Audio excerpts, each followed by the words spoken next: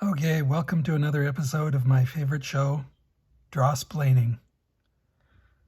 That's the YouTube show in which I improvise a drawing and I do my darn best to explain my inner thoughts and my process.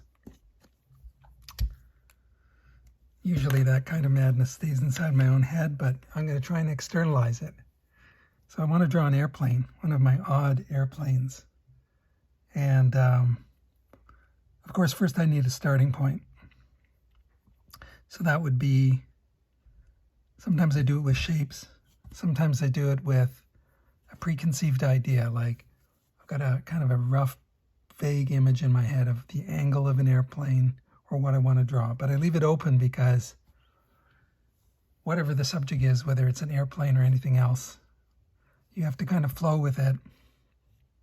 And if it starts taking its own direction, then you got to sort of go with that, particularly if you box yourself into a corner, because with straight ahead drawing, where I'm not using an eraser, I'm just inking it with this. I like to use these Crayola super tip markers. Keep me honest because they're nice and chunky, so I can't get too fussy. When you use that, every line you put down, it's committed, so you can't go backwards. Like you can with a pencil and erase, or on a computer you can just delete or erase or get rid of the layer or whatever. All right, so, and I try and put some story in, but I'll see where I get to with that. I think what I'm going to do is, I've been looking on the internet at these kind of funky old bombers, so maybe I'll try and draw something like that. And kind of from an upshot, so from the point of view of like down below. I got the right marker. Oh well, I'm stuck with it now. It's a bit hard because I can't get right over the paper, but because I'm like behind the camera here. But that anyway, that's fine. Let's not complain, Paul. I'm starting with the silhouette. I'm always thinking about silhouettes, and here I'm thinking about the nose motor on some of these very strange old post-World War I, but pre-World War II aircraft designs. They had these big old giant bombers with sometimes 3 engines, like one engine on the nose, like you'd get on a fighter, but then 2 engines on the wings. So I'm going to try and draw that. Oops, that's me hitting the light. Okay, more entertainment value for you. This isn't like an air scoop. And I'm going around the silhouette, and I'm thinking of the shape of the plane, the angle, the perspective. But what I'm trying to do is always remember, if I have something closer, like say something was flying by or obscuring this, then of course I got to leave room for it. Because in the minute I commit a full line, I can't put something in front of it because it would cross. So you're kind of anticipating and thinking ahead. But here, I think I'm okay. Do I need a landing gear in the nose, a nose wheel? Probably. So here's an air scoop. And there's the cowling. This is some kind of bump on the cowling. And these are some kind of, the plane geeks will know what these are. I think they're like cooling flaps that they open and close on the engine. But I don't have to have 100% technical proof, but I do like to draw something that looks like it might work. Like the whole fun of it for me is, with some of them, go even further, go as extreme as I can and make something that looks completely nutty, but still try and make it look believable. So this would be the landing gear now I'm going to draw. And I'm going to make like a wheel well where it's partly retracted. Like they didn't have enough room to build the entire thing, that it could retract up into the fuselage, but it's partly retracted. That's my thought. So some kind of wheel. And I like to do these in a marker because they keep, like I said, it keeps me honest, keeps me graphic. I might do sometime with a thinner pen or even pencil, but as I think I said, it can tend to get you very fussy and into the noodles. So there's your landing gear. I might even go back to that, but I'm trying to get in the big structures of this, and so it's the big decision. So I'm going to have probably a biplane, and I need to get the engines in. And again, what I'm going to do is estimate from the center line of the cockpit to above where the wing would be, and have some kind of intake on the wing.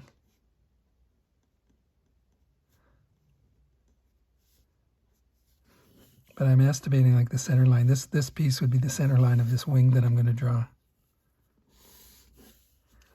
And I'm going to have some kind of one of those tubes or whatever that come out of the wing. And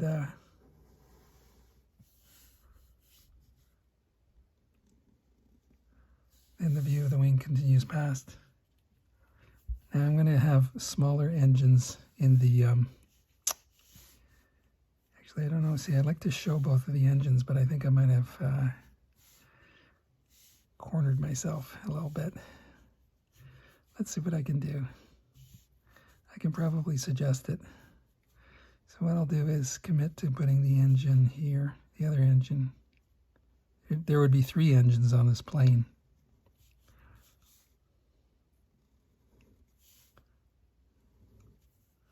I'm stopping to compare to the other one just to give it some similarity so that it feels like it's part of the same design style. And what I'm going to do is now make a diagonal strut that connects it back to the fuselage. So this engine could be almost like, it's almost just below the wing. It's joining in the wing there, but the propeller would still clear it. So now that gives me this distance. I'm going to estimate this distance in perspective. And that's going to give me a rough idea of where the next engine would have to be. So I can show enough of a similar pattern so that your eye is going to accept that there's a second engine back there, which hopefully solves that problem I had. I was like, oh, usually you want to kind of show it, because if you didn't show it, it would look like a two-engine plane, like this engine and this engine. Now here, hopefully you can see that there's a suggestion of a third engine. So now I'm going to, like I said, I'm going to see if I can join. Will I make it a biplane? No, I don't think I will. Keep it simple. I'm going to just put an air scoop here. Similar pattern to this one, graphic pattern. That way your eye can identify that it's the same item if you use a similar pattern on similar things. So that applies to designs of things, and it applies to cartooning things like, you know, say you're doing rain or snow or whatever, you want to use a similar pattern. I'm just joining that one into the fuselage. All right, now I've got this one, and I want to join this because you couldn't just have it kind of hanging. It doesn't look like it would really be stable enough. So it would need to be braced by another strut. So I'm thinking about the other side of this and where it would hit. So it might hit there. And then I need to estimate where it would be on the fuselage, so probably around there. And probably just make it like that, and it's fared back a bit to give it a wider connection to the body of the plane. And all right, I'm leaving room here because I might put like a figure or something, I think, but I'll go back to that. I like to use these Crayola markers too because they don't smudge, they dry right away, and I'm using a nice premium bond paper, which is affordable, but it's kind of slick. It takes the ink well, and it dries right away. So I don't have to get this big headache about smudging the drawing, which can happen on some paper. So that's like the aileron. Let's make more. I don't think they'd usually actually have a split aileron, but since I did that, I'm going to have to go with it. This would be like the flaps on this like plane or bomber or whatever it is. And I'll work on that a bit more after. Like I said, I'm trying to usually advise myself to just keep going and get the entire feel of the thing in, which is tough to do because you tend to just draw and lock in on stuff. Center line down. That feels to me like it should go like this, which would make it more fun. It just didn't feel like it was joining properly. So I'm going to get a bit noodlier there and add that. All right, now let's think about deciding what the back end of this weird beast looks like. I think what I'm going to do is add a second, like an observer cockpit, or maybe if it was a wartime vehicle, it would be a gunner cockpit, but this is just going to be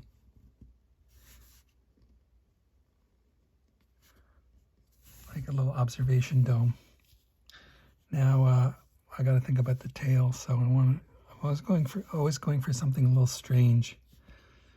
So why don't I do a strut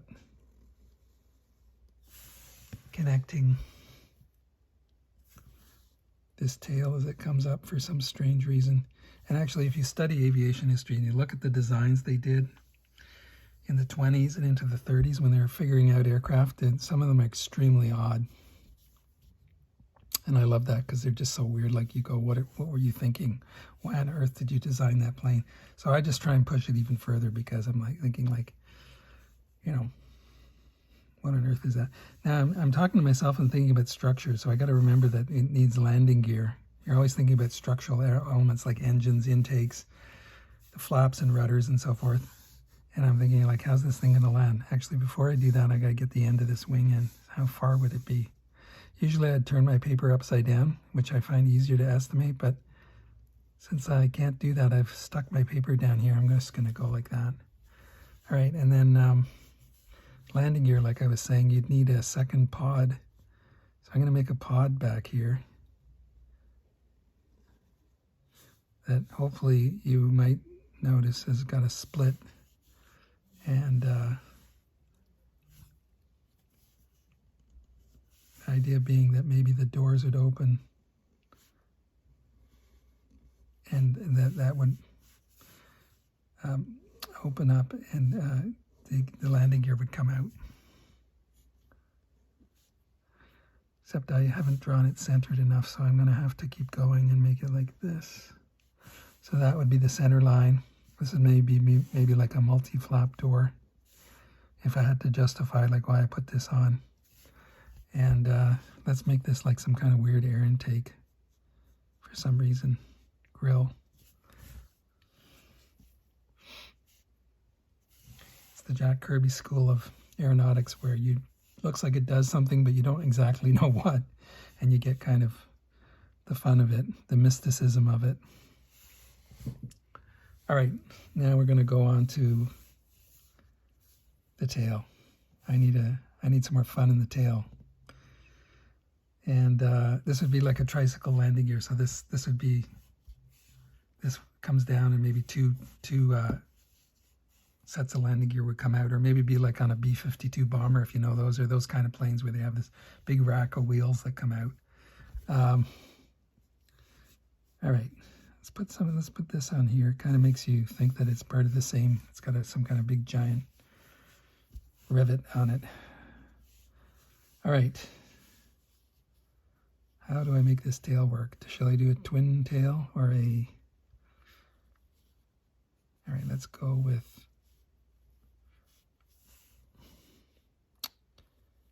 I know. Go back that way. Again, I'm always thinking of silhouettes. Now I got the perspective here, so I want to keep it roughly that way. And I'm remembering there's going to be a rudder that hinges. And I need to get the tail in here, so the horizontal stabilizers, and the perspective has to swing over. So let's do that, and then maybe add a second one.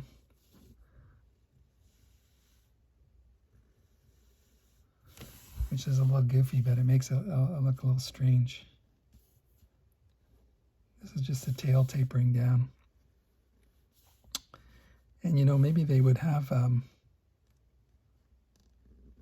third component of landing gear where they'd have some kind of wheel, tail wheel that would swing down, a smaller tail wheel.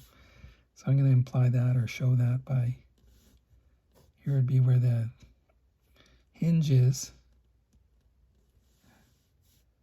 And it's like this. And it's been retracted, but it would swing down when they land. I think I'll just go straight over. It's always about decisions, like where do I take the line? And I'm always thinking of silhouette. Okay, that's a pretty skimpy wing, but hopefully it would hold it up.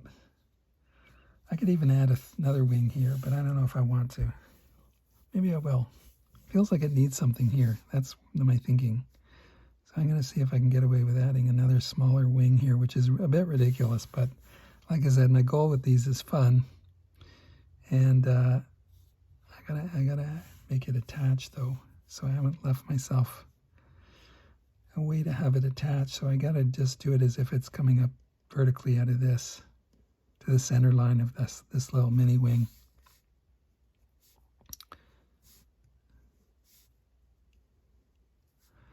And let's put a line here to show the perspective.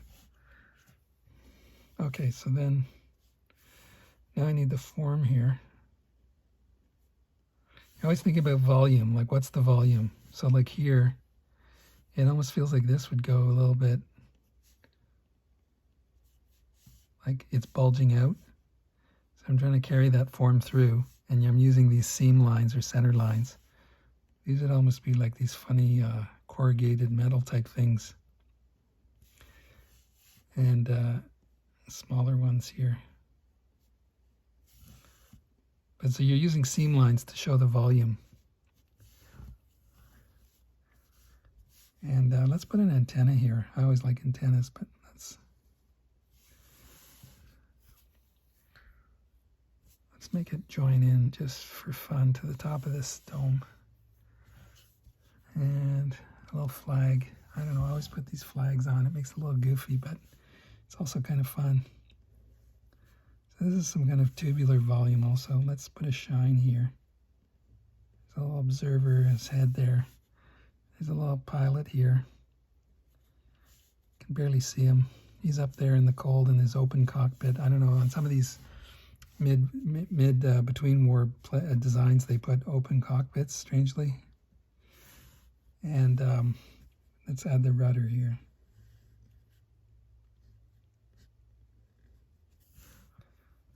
And I like to put these kind of lines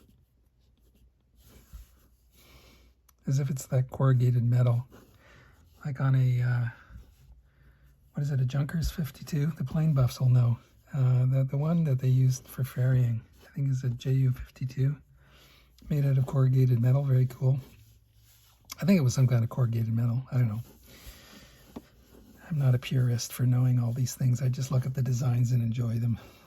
All right, let's round this out. I've got a bit of a form problem here because it's like, what is the form here? We've got the volume of this fuselage.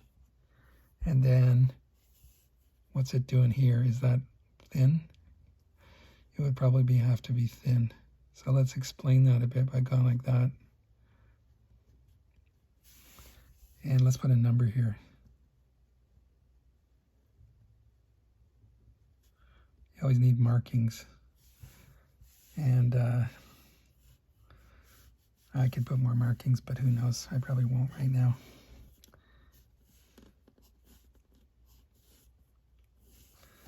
Now, we're closing in on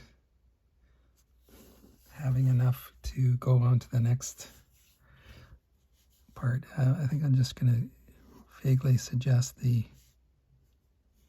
oval of the propellers, but not overdo it. And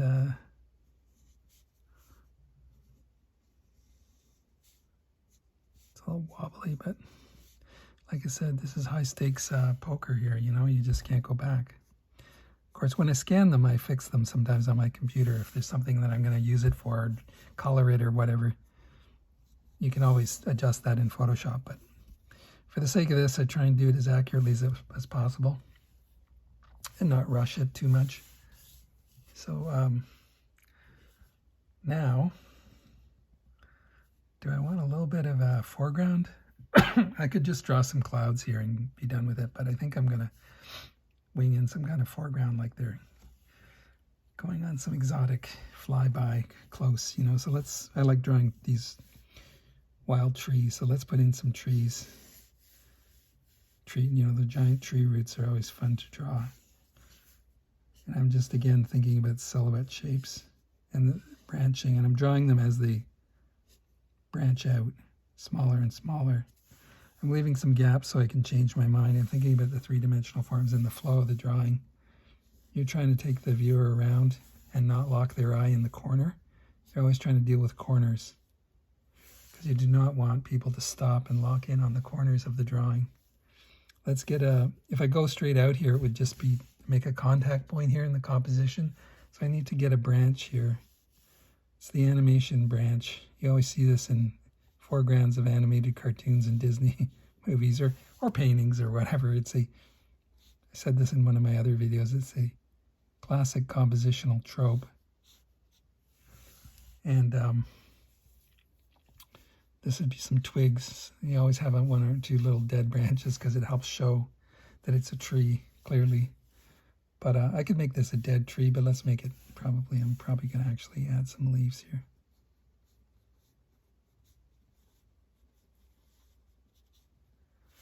And I think in this one, I'll probably just make like it's flying by. I could have some characters here though. That would give it more of a story element. Let's add some of that famous tree twist.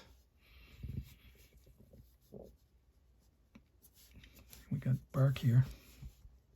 I don't want to commit too soon to drawing too much bark because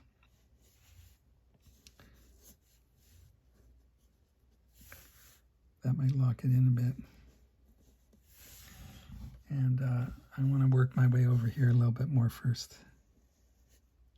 So what do we have here? I got to think about something that you always kind of want to surprise the eye and change things up. Still thinking about the silhouette. So I think probably what I'll have is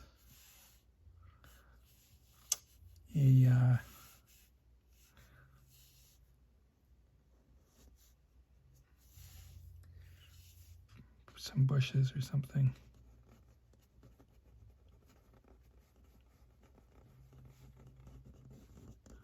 I'm moving my whole arm and just using my fingers kind of like that to do the patterns. So you're using your arm to think of like the big shape, and then the fingers add in the little wiggles for the branches. And I could do it like, say I'm doing some grass here, then you're doing it open, but I'm thinking of the sort of rhythm of it, trying to vary it. Of course, you can see that for cartooning, I can cover ground quickly. It's like a cheapo cheat. Let's do foreground grass bigger and more widely spaced out. That'll get me a lot of mileage and suggest volume, and it'll get the drawing done faster. It might actually graphically look like fun here. If I was going to take more time on this, I could have a character hiding in these grasses, you know, with their shotgun waiting to take pot shots at this bomber going by that's hunting for them. Let's put some more of that in the foreground.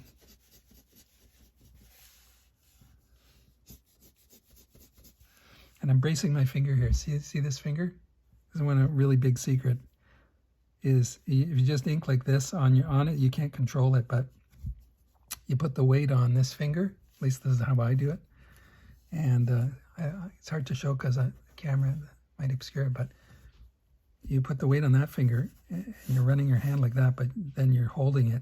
It's kind of like chopsticks. You can control this very nicely and get the exact pressure that you want, because of course the harder you press, you're going to get more of a dense line. I'm varying the angle of this grass too, leaving some open space. And I need the volume of this branch here.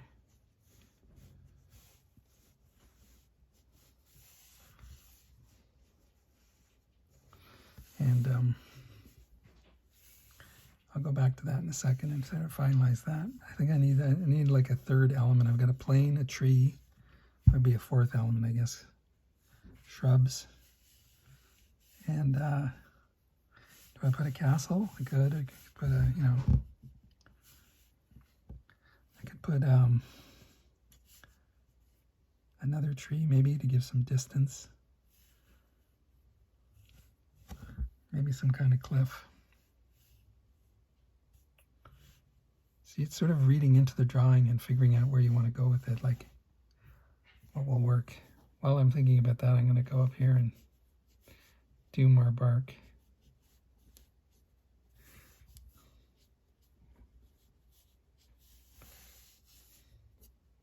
I'm always thinking about densities and patterns, like where your eye goes depends on the pattern and the densities and the contrasts.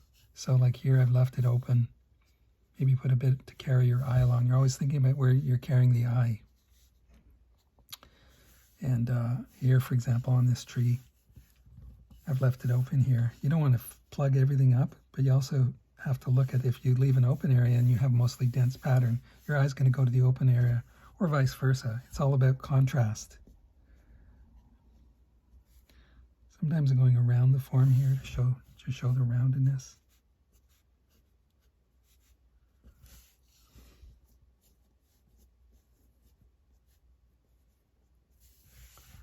And what you're doing is trying to balance everything out. So you're trying to balance out the different parts and get the viewer's eye to the focal point, which here would probably be the bomber in the cockpit. And you're balancing out what draws how much attention. So everything draws attention to a certain amount, every part of your picture. And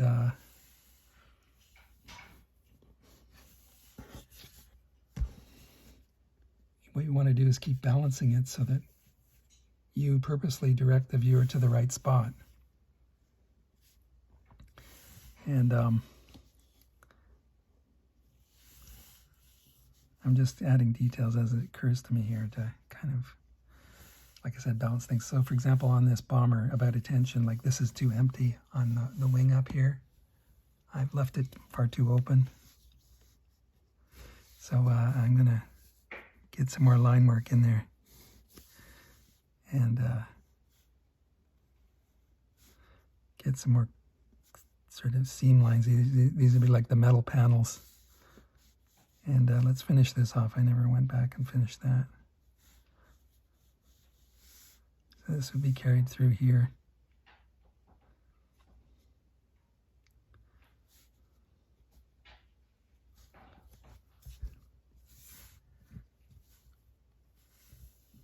All right.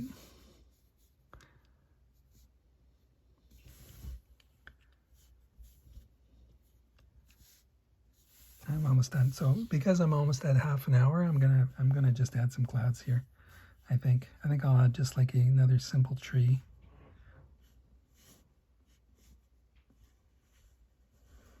And do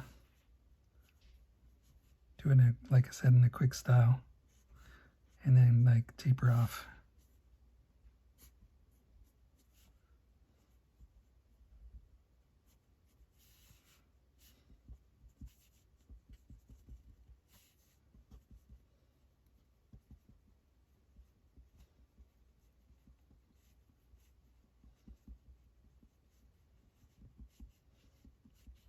I'm going to try not to make this as detailed or as dense because it's supposed to be in the distance.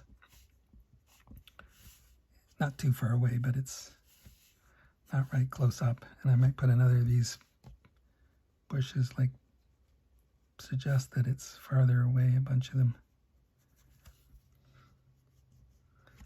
And should we add some clouds? I don't know. Maybe. I think I'll just do some smaller puffy clouds here. I'm doing them with a broken line. Kind of drifting by. Each one, again, becomes an element and attracts attention, so I'm trying to balance them. I'm having this go behind. But of course, now I've added these ones. There's a big open spaces, so I got to kind of balance that out. So I'm going to try and carry through like a line of these clouds. You got to vary them, because if you look at nature, things don't repeat themselves exactly the same way. So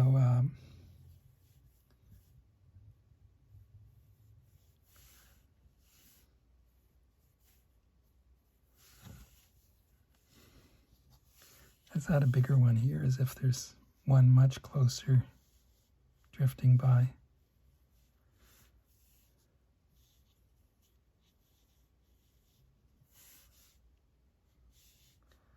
You see what I'm doing here is I'm sort of estimating before I commit. I'm trying to think about what will look good. It's not an exact science, it's an art. It's like you're trying to visualize what it will look like once you commit to it and put it down. And birds are always a cheapo thing, so I'm going to put a few birds flying by. They're not really cheapo, but it's like a fun thing that gives it a bit of life. Why not? These are smaller and closer together as if they're a layer of them further away. And let's put those birds, just the old cartoon birds. See, what I like is that if you draw this way, you're not over-explaining. I'm explaining because I'm draw-splaining, but you're not over-explaining to the viewer. That's what I always like about cartoons. I think that's the appeal, is that you have to involve yourself in decoding it and looking at it. And that's just more fun. So,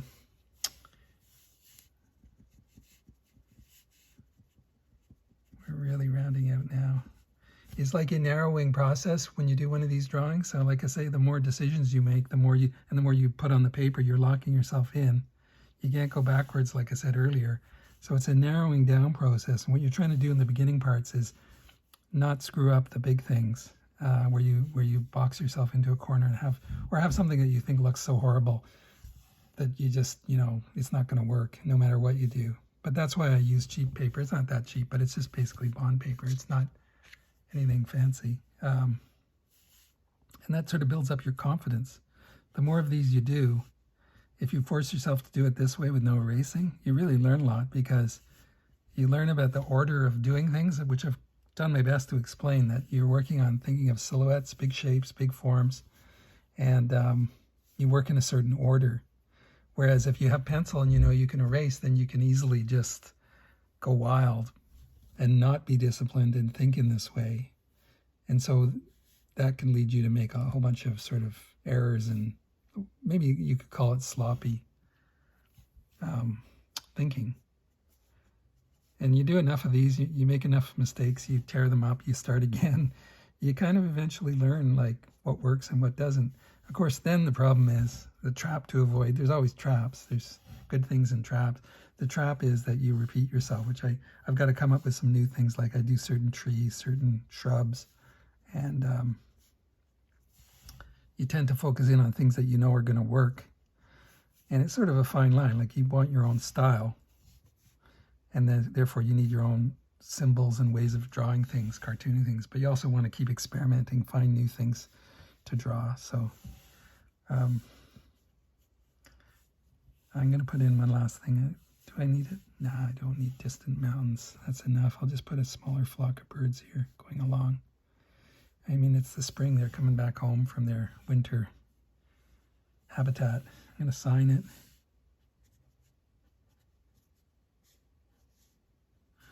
And any last thoughts? I always have last thoughts. Did I finish everything? Not really. A couple more panels.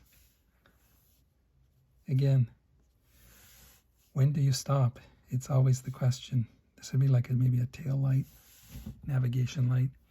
When do you stop? How much detail is enough? Like, see, for example, this feels like it's a bit empty.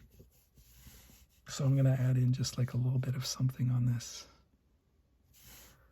Yeah, that's maybe a couple of these rivets, the way I had done up here on the wing. Just like a kind of a suggestion that it's kind of a steel riveted plane. You don't have to put them everywhere, but because it's moving and there's atmospheric interference, so you're not noticing every little bit of it. Anyway, there we go. I think if I can get my perfectionist self to stop drawing here, I'm going to end my video. Say thanks for listening to my DRAWSPLAINING, and I hope anybody who wants to do this, who finds this interesting, I wish you good luck on your journey. I should probably post some of these under the hashtag DRAWSPLAINING. And you could do that too if you want to, if you do some cool ones. So, all right. Thanks for listening. and I'll talk to you next time.